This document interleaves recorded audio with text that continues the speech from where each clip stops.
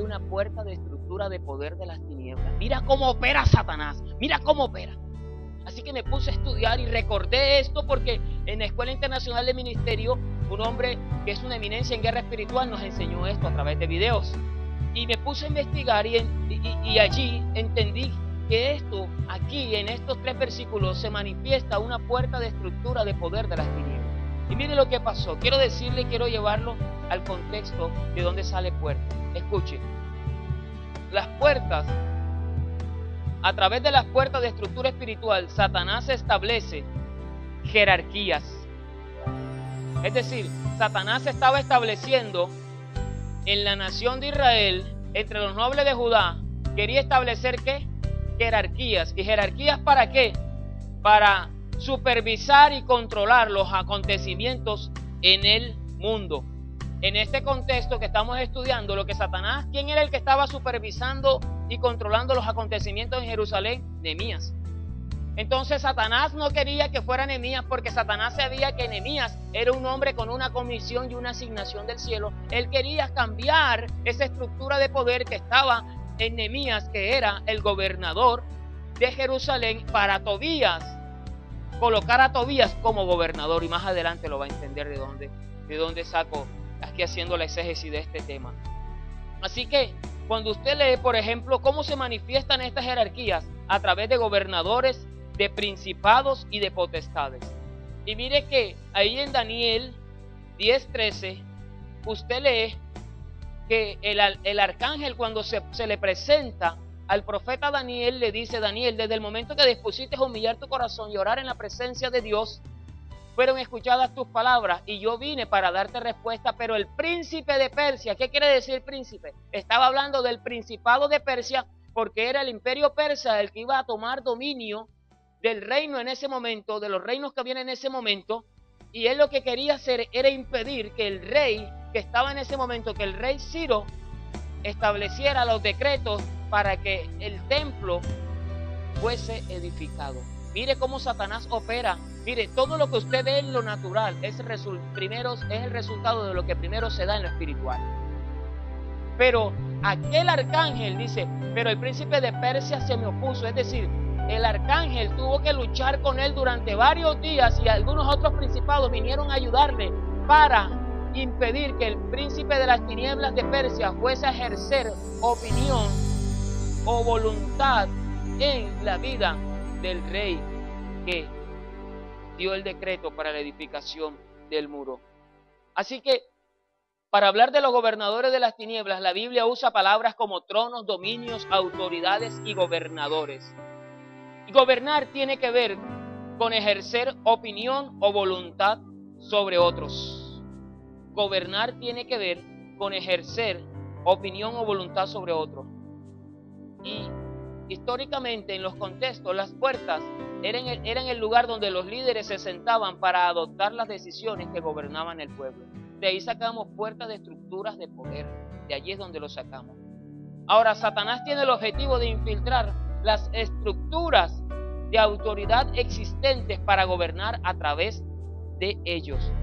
Entonces, el plan de Satanás era logró infiltrar los nobles de Judá a través de alianzas conyugales, y ahora quería infiltrar las estructuras de poder de Israel, porque en ese momento estaban siendo representadas por Nehemías, que era el gobernador de Jerusalén, para entonces Satanás ejercer control y voluntad a través del ejercicio de gobernador como gobernante de Jerusalén. Y eso fue lo que ocurrió en el huerto del Edén. ¿Cómo consigue Satanás esa entrada? A través de decisiones equivocadas y egoístas de hombres y mujeres.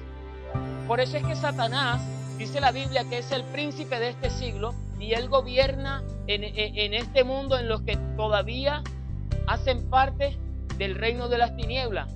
¿Y cómo logró Satanás este gobierno? ¿Cómo logró Satanás este dominio, este gobierno sobre la humanidad en los que todavía no se han arrepentido y se han convertido a Cristo? A través de la decisión que Adán y Eva un día hicieron.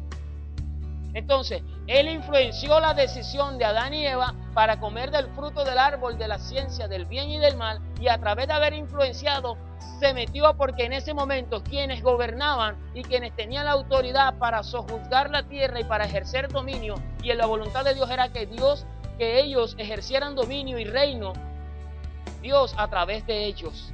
Entonces, a través de esa manera, Dios se metió en la humanidad para ejercer dominio en la humanidad a través de Adán y Eva, arrastrando toda la generación, a través de decisiones equivocadas y egoístas. Ahora yo pregunto, en el caso de los versículos que leímos ahorita, ¿cuáles fueron las decisiones equivocadas y egoístas en ese contexto? Fueron las decisiones de los nobles de Judá, al permitir que sus hijas se casaran con Tobías y su hijo. De esa manera se infiltraron y ya ellos habían logrado establecer gobierno sobre los nobles de Judá, y ahora el plan de Tobías y de aquellos nobles era ejercer gobierno sobre Nehemías, para ejercer gobierno sobre Jerusalén. Entonces te dirá, porque lo que ellos querían, cuando el versículo nos dice acá, de que ellos les contaban, dice el versículo 19, también contaban delante de mí las buenas obras de quién, de él, o sea de Tobías. Ellos le contaban las buenas obras de Tobías a Nehemías. ¿Sabe por qué? Porque ellos estaban haciendo proselitismo político. Ellos estaban haciendo campaña. Porque ya al estar finalizada la muralla de Jerusalén, ahora Nehemías tenía que regresar ¿a dónde? Al rey donde él servía de copero. Ellos sabían de que ya Nehemías tenía que regresar. Estamos hablando de estructuras de poder. Estamos hablando de estructuras de poder que conocen algunas cosas. Y entonces ellos sabían de que ahora Nehemías tenía que dejar encargado a alguien como gobernador encargado mientras él no estaba en Jerusalén, sino que regresaba a servir de copero nuevamente, para luego regresar otra vez a Jerusalén con otro permiso. Y ellos estaban haciendo proselitismo político porque los nobles de Judá, o mejor dicho, Tobías a través de los nobles de Judá, lo que perseguían y su objetivo era que Nehemías dejase a Tobías como gobernador de Jerusalén. Y de esa manera Satanás ejercer dominio en la nación de Israel. Ese era el plan magistral de Satanás, pero Nehemías se la sabía. Nehemías sabía de dónde venía y para dónde iba. Y quizás usted puede decir, Pastor John, ¿de dónde saca esto? En la versión actual, y creo que en la nueva versión internacional, dice, en la versión Reina Valera no lo dice, pero dice que Nehemías a su hermano Hanani lo dejó como gobernador de Jerusalén. La Reina Valera no lo dice, pero la versión actual y la nueva versión internacional sí dice esto, que Nehemías dejó a su hermano Hanani como gobernador de Jerusalén, y ese era el puesto que quería Tobías. Tobías le estaba apuntando a la gobernación. Y esas son las mismas estructuras de poder de las tinieblas que se mueven en el Magdalena y en nuestra ciudad. Hay muchas personas que le están apuntando a la gobernación de nuestro departamento y de nuestra alcaldía, y no son más personas que están inspiradas por las tinieblas para seguir teniendo al departamento del Magdalena y a los samarios sumergidos en la ruina, en la miseria y en el estancamiento, y nunca despegamos. Y ahora usted entenderá por qué nuestro departamento y nuestra ciudad no progresa como debería progresar, porque Satanás a través de muchos años, de siglos, ha establecido estructuras de poder de las tinieblas en esta ciudad. Y eso era lo que quería hacer Satanás en la nación de Israel, particularmente en Jerusalén. Así que por eso fue que el 20 de julio aquí nos reunimos, un remanente a las 4 de la mañana, para establecer decretos apostólicos y proféticos. Y uno de esos decretos apostólicos y proféticos fue que Dios derribe esas estructuras de poder de las tinieblas que están representadas por las familias más prominentes de esta ciudad y de este departamento. Por eso que usted verá que siempre son los mismos con las mismas. Pero hasta este momento, porque la iglesia ha entendido el poder y la autoridad que tiene para ejercerla de parte de Dios en este tiempo y en este momento, para traer tiempos de refrigerio, tiempos de restauración sobre nuestro departamento y sobre nuestra ciudad. De igual manera, como una primicia de aquello, quiero decirles que recuerdo que aquel día aunque eso no estaba dentro de los decretos apostólicos y proféticos, las personas que estuvimos acá, extendimos nuestras manos hacia el estanco de allá al frente de Mundo Licores y declaramos que se cerraba y que se secaba. Y 4 días después, el 24 de julio, ese estanco no se abrió más. Ellos funcionaron hasta el sábado de la semana pasada, porque desde el domingo en adelante ya ellos no abrieron más. Porque usamos el poder y la autoridad que Dios nos ha dado. Y yo recuerdo que el domingo dije, va un día, y el lunes dije, van 2 días. Y el martes dije, van 3 días. Y cuando llegó el miércoles, que iban 4 días, la pastora Gina me dio la buena nueva. Se mudaron, aleluya. Oiga, porque qué gente para irrespetarnos. Y lo que no entendieron ellos es que ellos no se estaban enfrentando a nosotros, se estaban enfrentando al Dios Todopoderoso.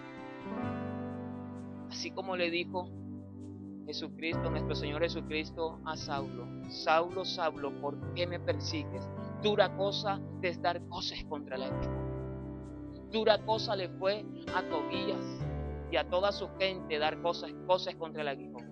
Y mire que esto es tan real. Yo no me quiero adelantar al estudio de Nehemías, pero creo que podemos hacer un paréntesis.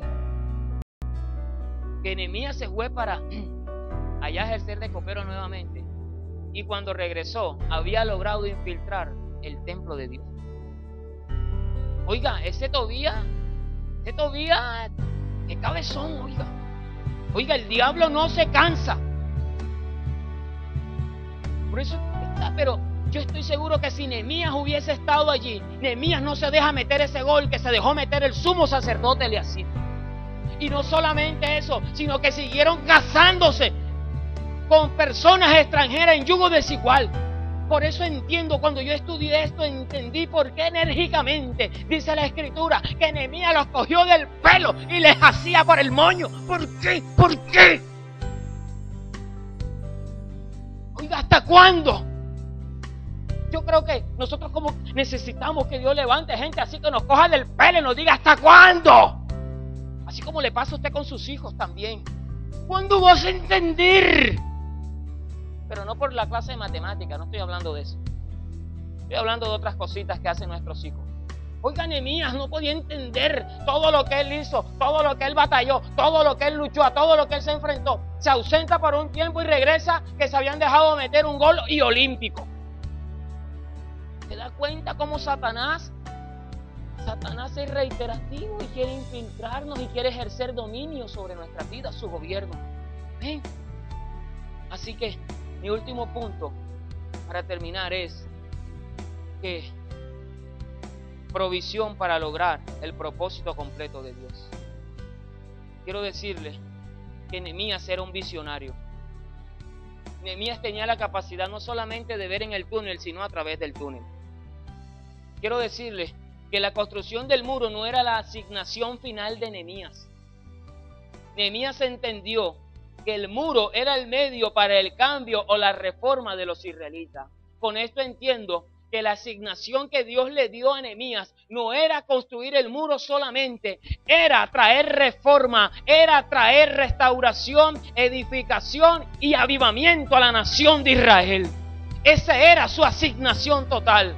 Él entendía que el muro era solamente el medio, era solamente el comienzo del gran avivamiento que los israelitas experimentarían más adelante. Nehemías la tenía clara. Y lo que yo puedo ver aquí, una característica para destacar de Nehemías aquí fue su abnegación. Porque Nehemías, cuando terminó el muro, Nehemías no dijo: por favor convoca